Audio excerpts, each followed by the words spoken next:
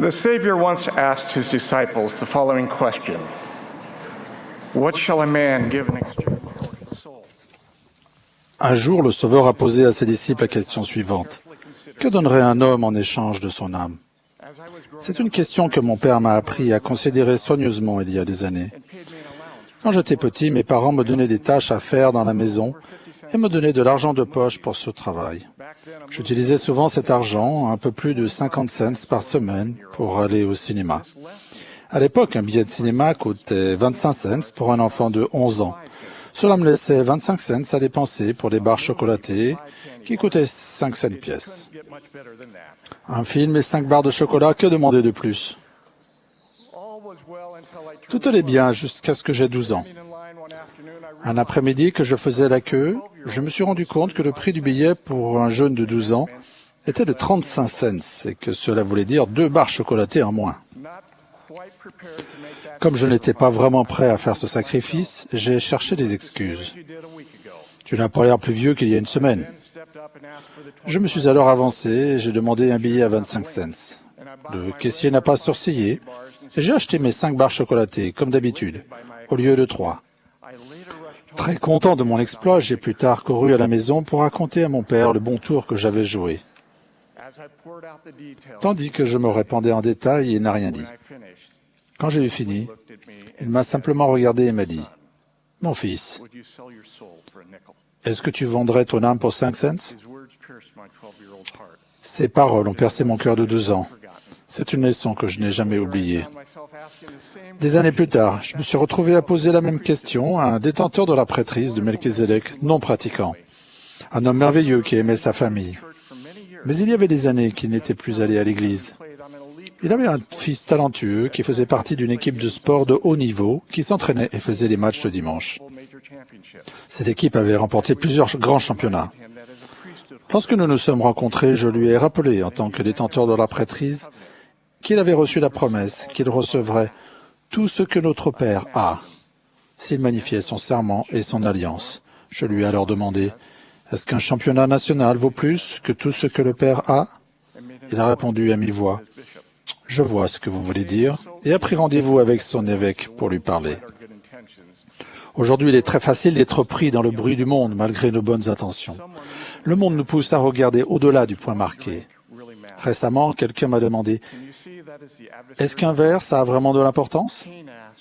Ne comprenez-vous pas que c'est là la question de l'adversaire? Caïn a demandé « Qui est le Seigneur que je doive le connaître ?» Puis il a perdu son âme. Lorsque nous cherchons à justifier nos petits péchés, Satan triomphe. Pour une bouteille de lait, un nom mal orthographié, un plat de lentilles, des droits d'aînesse et des héritages ont été troqués. En pensant à nos propres échanges de pièces de monnaie ou de championnats nationaux, nous pouvons soit chercher des excuses à nos actions comme Caïn, soit nous soumettre à la volonté de Dieu.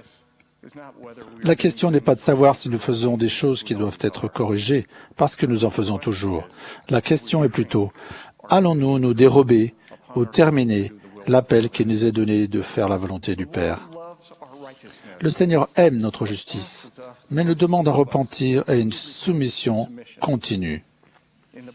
Dans la Bible, nous lisons que c'est un jeune homme riche qui respectait les commandements, qui s'agenouilla devant le Sauveur et lui demanda ce qu'il devait faire pour avoir la vie éternelle.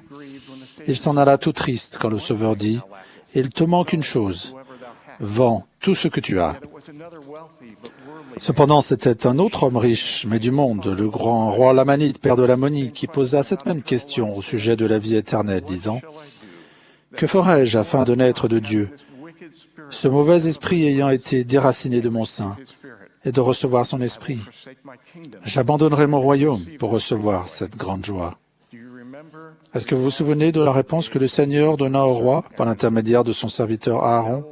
« Si tu te repens de tous tes péchés, et te prosternes devant Dieu, et invoques son nom avec foi, croyant que tu recevras, alors tu recevras l'espérance que tu désires. » Quand le roi comprit le sacrifice requis, il s'humilia, il se prosterna, puis fit cette prière. « Ô Dieu, je délaisserai tous mes péchés pour te connaître. » C'est l'échange que le Sauveur nous demande. Nous devons renoncer à tous nos péchés, grands ou petits, pour avoir du Père la récompense de la vie éternelle. Nous devons oublier les prétextes, les excuses, les justifications, les mécanismes de défense, la temporisation, les apparences, l'orgueil personnel, les jugements et la volonté de n'en faire qu'à notre tête. Nous devons nous séparer de toutes les choses du monde et avoir sur notre visage l'image de Dieu. Frères et sœurs, souvenez-vous que cette responsabilité est plus que simplement ne pas faire de choses mauvaises. Avec un ennemi engagé, nous devons aussi agir et ne pas rester assis dans une stupeur insensible. Prendre sur nous l'image de Dieu veut dire nous servir les uns les autres. Il y a des péchés de commission et des péchés d'omission, et nous devons surmonter les deux.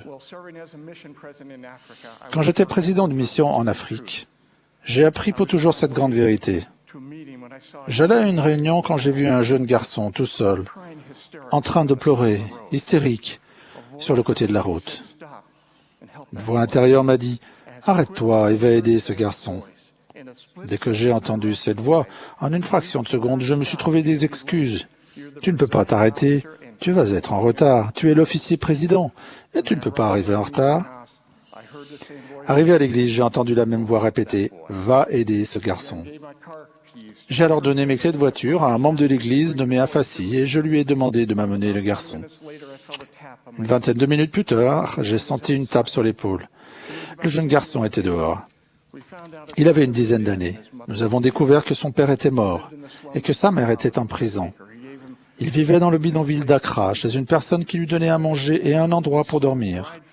En échange, il vendait du poisson séché dans la rue. Mais après cette journée de colportage, il avait découvert qu'il y avait un trou dans sa poche. Il avait perdu tout ce qu'il avait gagné. Afassi et moi avons immédiatement compris que s'il rentrait sans l'argent, il serait traité de menteur, serait très certainement battu, puis jeté à la rue. C'est à ce moment de grande alarme que je l'avais vu. Nous l'avons rassuré, nous avons remplacé ce qu'il avait perdu, puis nous l'avons ramené chez la personne qui s'occupait de lui. En rentrant chez moi ce soir-là, j'ai pris conscience de deux grandes vérités. Premièrement, j'ai su comme jamais auparavant que Dieu se soucie de chacun de nous et ne nous abandonne jamais. Deuxièmement, j'ai appris que nous devons toujours écouter la voix de l'Esprit qui se manifeste en nous et aller aussitôt là où elle nous mène, en dépit de nos craintes ou de l'inconfort. Un jour, les disciples ont demandé au Sauveur qui était le plus grand dans le royaume des cieux. Il leur a dit de se convertir et d'être humbles et soumis comme des petits-enfants. Il a dit ensuite, « Le Fils de l'homme est venu sauver ce qui est perdu. » Avec cette seule phrase, il a défini notre mission. Nous devons aller au secours. It is not enough to avoid evil. We must suffer his cross and be anxiously engaged, helping others to conversion. Et œuvrer avec zèle pour aider les autres à se convertir. Avec compassion et amour, nous embrassons l'enfant prodigue et nous répondons aux cris des orphelins bouleversés, aux supplications des personnes qui sont dans les ténèbres et le désespoir, et aux appels de détresse des membres de la famille dans le besoin. Neil Maxwell a dit, « Satan n'a pas besoin que tout le monde soit comme Caïn ou Judas.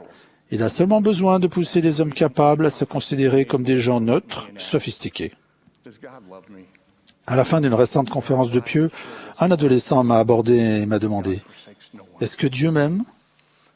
Puissent nos vies de service être toujours l'affirmation que Dieu n'abandonne personne. Quant à la question, que donnerait un homme en échange de son âme? Satan voudrait que nous vendions notre vie pour les barres chocolatées et les championnats de ce monde. Le Sauveur nous appelle à échanger gratuitement nos péchés, à prendre sur nous son image et à mettre cela dans le cœur des personnes qui sont dans notre sphère d'influence.